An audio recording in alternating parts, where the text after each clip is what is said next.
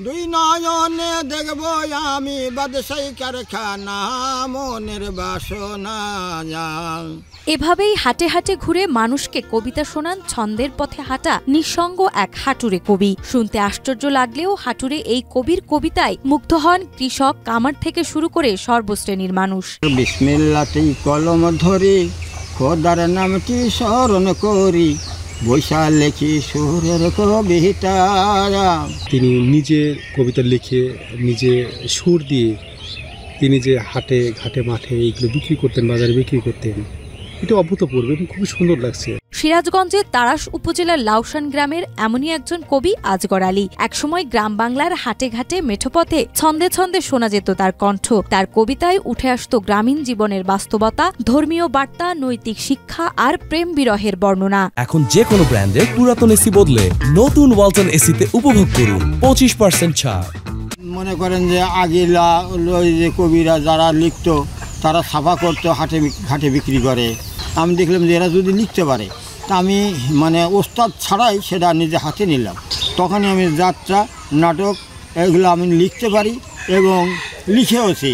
প্রযুক্তির প্রসারের আগে 90 দশকের পূর্বে গ্রাম বাংলায় হাটবাজারে হাটুরে কবি কিংবা চরণ কবিদের পদচারণা ছিল পরিচিত দৃশ্য। হাতে লেখা কবিতার সুরে গিয়ে শোনাতেন তারা। সেই ধারারই একজন ছিলেন আজগর আলী। মাত্র 5ম শ্রেণী পর্যন্ত পড়াশোনা করলেও ছোটবেলা থেকেই মুখে মুখে ছন্দ রচনা করতেন তিনি। আমি লিখছি মনে করেন যে প্রেম, প্রীতি, ভালোবাসা, ছুটি আসা, হ্যান ত্যান এগুলো দিয়ে। 18 থেকে 20 বছর বয়সে তিনি লেখেন প্রথম পূর্ণাঙ্গ হাটুরে কবিতা। স্থানীয়দের উৎসাহে ছাপান সেই কবিতা, বিক্রি করেন হাটে হাটে। পাঠকের ভালোবাসা ও অর্থ দুটোই পান এবং সেখান থেকেই শুরু হয় কবিতাকে জীবনের লক্ষ্য করে এগিয়ে চলা। ছোট কাজ কাম পরের দ্বারে করতে পারিনি কোনোদিন, সামান্য লেখাপড়া নিয়ে কোথাও যেতে পারিনি। রৌদ্র বৃষ্টিতে ওই নিজেই বই পুস্তক এগুলা আবৃত্তি করি। করতে করতে করতে করতে মনে করেন হাটে মাঠে বিক্রি করি, এটা দিয়ে জীবিকা নির্ভর করি।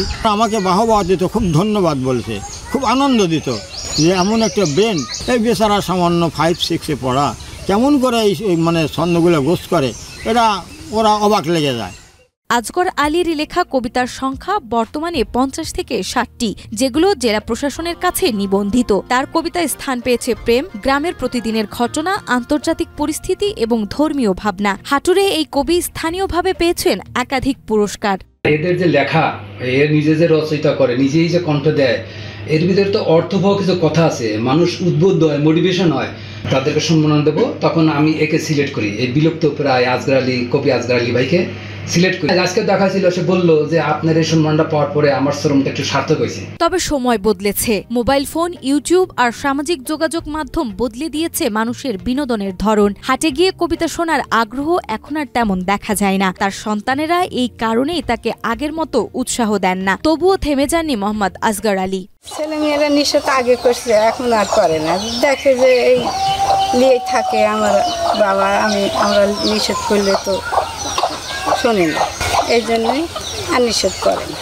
এলাকাবাসীর কাছে আজগর আলী শুধু একজন কবি নন, তিনি গর্বের এক নাম। তার কবিতা ও ছন্দে আজও মুগ্ধ গ্রামের মানুষ। দেখেন, একটা মানুষ তার গ্রামের একটা দুর্যোগ দিয়ে তার কবিতাটা লেখা এবং সেখান থেকে তার আরো অনেকগুলো কবিতা সে লিখেছে। আসলে এই গ্রামের মানুষ হিসাবে আমরা তাকে নিয়ে খুবই গর্ববোধ করি এবং তাকে সবসময় যেন আমরা শ্রদ্ধা জানাই।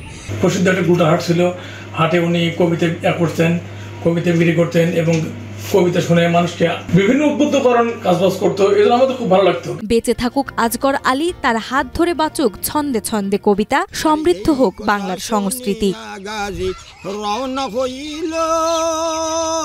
নাজ নাজমা, মাই টিভি। পথের মাঝে কতই দুঃখ এলাহি দিল, শোনো কি হইল।